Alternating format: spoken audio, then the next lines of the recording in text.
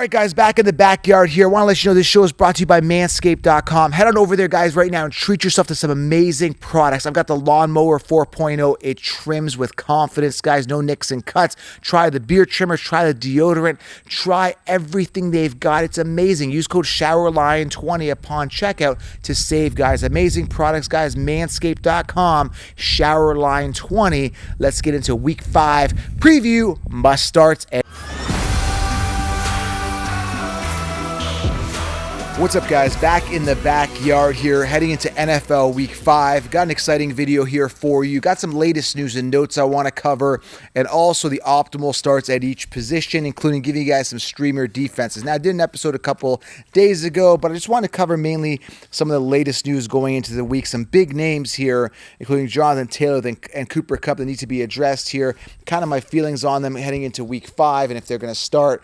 We're going to discuss that right now. If you're new to the channel, make sure you guys do subscribe, hit the thumbs up. It really helps the channel. And also, guys, drop some comments below if you have any questions. If you have any questions, drop them below and let me know your thoughts on some of the interaction that we're going to have here on this call, on this podcast here, okay? Now, Thursday Night Football, didn't watch most of that game. I have no fantasy stock in the Commanders or the Bears. DJ Moore goes off, and one of the listeners that I have actually is a fellow fantasy analyst. First and Goal is his name on Instagram. He just posted a reel, or is a story mode, saying that, the mainstream consensus Chiefs were ready to trade away and get rid of DJ Moore. He sent a screenshot of them saying, get rid of DJ Moore, and now they're back on it. So the mainstream consensus, the Chiefs, everybody else giving analysis, is simply just riding the hype, no matter where it is. This is what they do, guys. How they rip you off every single year with the copy and paste rankings.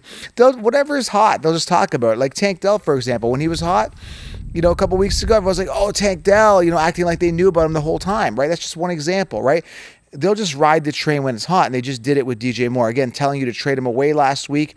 Again, go check my story mode at Fantasy Football Counselor. Again, one of my fellow colleagues here in the fantasy football industry highlighted that in his story mode, and I reshared it. Check it out on my Instagram, Fantasy Football Counselor.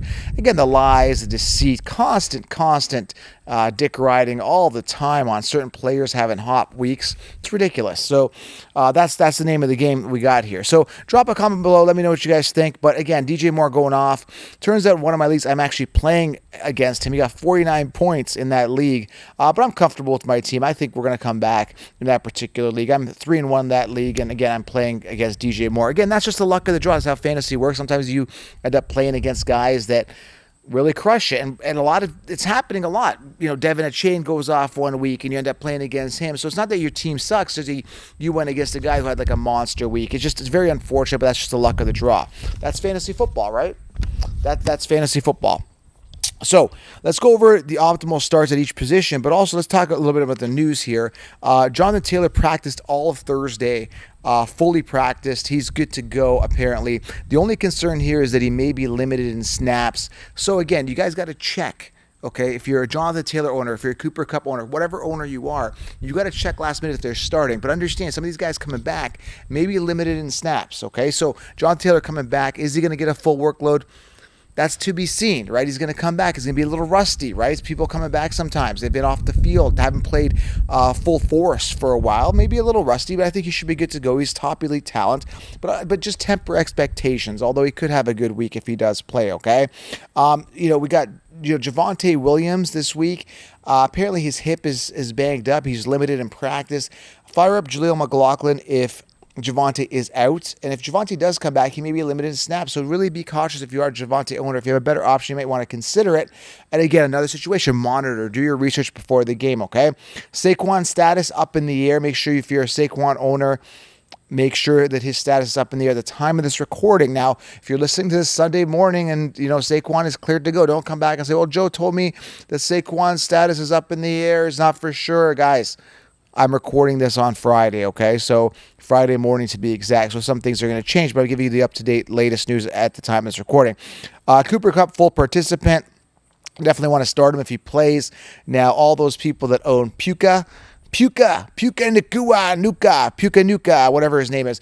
Yeah, you guys are going to be in trouble if Cooper Kupp comes back. Maybe you should have sold high at the opportunity. But again, is Cooper Kupp going to stay healthy? I'm not even sold on that either. So be careful. This whole situation is a bit of a disaster now. Puka owners, you go, why are you saying his name wrong? You're so mean. Shut up. Puka owners, Cup owners, whatever it is. Good luck to all you guys. I have no stock in these losers. And why are you calling them losers, Joe? Because Cooper Kupp was drafted in the first overall pick, for first round anyway. First overall last year. People got to be on me. First overall last year, and this year top pick again. And he hasn't even played. We're going into week 5. So I don't know what else to tell you about Cooper Kupp. He sucks. Okay, Kyron Williams, his hip was bothering him. He was limited in practice. Be careful there if you start him. Austin Eckler, apparently he's ready to play in week 6. They got a bye week this week. And Amon St. Brown, okay, his abdomen was bothering. So maybe he might be limited. We got Williams fired back up off suspension there, or whatever he was out. Jameson Williams is back, so I'm curious to see if they're going to use him more. Is Amon-Ra going to be limited? Either way, I got Laporta, so I'm good to go. I think Laporta still continues to eat and becomes a safety valve for Jared Goff there, okay? Let's go through some optimal matches here. And again, make sure you guys are checking. No matter what player you're starting, make sure you guys are checking the latest news to check on those injuries. Kenny Pickett, I think he was limited as well. I don't think a lot of people are starting Kenny Pickett, but just be aware, guys. Take a look at these injuries prior to the start time. Just do a quick Google search on them and just say, hey, Kenny Pickett injury, check the latest news on that, and just make sure you're monitoring. And I think whatever platform, just dropped my, something dropped over there. Okay. Is my weed whacker. Just fell off. Okay, anyways, that's when you're outside, you're not in a controlled environment, things happen, things drop, things fall, things break. Seagulls over the sky. You got everything here, right? So, okay. So we got must starts here, right? Zach Wilson, if you're in a 2-quarterback league, hey, maybe versus Denver. Stafford at Philly, good matchup.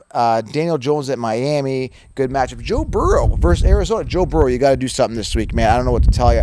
I have zero Joe Burrow stock. I was doubting him because of his injury prior to the season. So Joe Burrow, Arizona, you got to do it, right? Jordan Love in Las Vegas, good matchup. Mahomes at Miami, good matchup. Guys that have it in tough, couple guys here. Again, go back a couple days ago. I did a whole episode on this, but just going to mention a couple names that have it in tough. Be aware of Dak Prescott at San Fran and Brock at Dallas. So both these guys have it in tough. Maybe that's going to be a low-scoring match based on how the defenses step up here. Both good defenses. Now, should you start these defenses? That's a tough question, depending if you have a better streaming option. Ideally, based on matchup, both these guys have it tough because both these offenses can get going. But San Fran and Dallas defense are both startable every single week. It's just kind of like a, what's that? An immovable force, an unstoppable force meets an immovable object type situation here. We're looking at offenses and defenses with this Dallas and San Fran. It's going to be very interesting because, again, when we go to running backs, which is next, Christian McCaffrey's got it in tough here versus Dallas's rush defense. So it's going to be very, very interesting to see how this plays out, all right? Let's talk about the optimal plays at running back here. I got Breece Hall, great matchup. And, again, Saleh saying that he's going to be unleashing the beast this week. Joe Mixon at Arizona, good matchup. Jahmyr Gibbs in Montgomery, great matchup versus Carolina. Another situation to watch. Are they going to start using Gibbs more, or is it going to be the Montgomery show? I'll be monitoring this closely. Yes, I am starting Gibbs. It's a great matchup. I still believe he's the RB1. I think Montgomery is going to go down. He's just not going to maintain this pace. Don't believe in it. Saquon Barkley at Miami. Again, watch the situation. If he plays, you got to start him. You got no choice versus Miami. Decent matchup. Chain versus the Giants could really go off. Good matchup. Bijan versus Houston and Javonte if he plays at the Jets. Good matchup. And like I said, CMC's got it in tough. Other guys that got it in tough, he needs to be aware here. Big names here. Damian Pierce at Atlanta, and he was dealing with some sort of injury as well. Be careful with him. He was limited in practice all week. Pollard at San Fran, all right. Tough matchup, and he has been declining. He's not giving the ROI that you think he's supposed to get as a workhorse. Go look at his numbers the past couple weeks.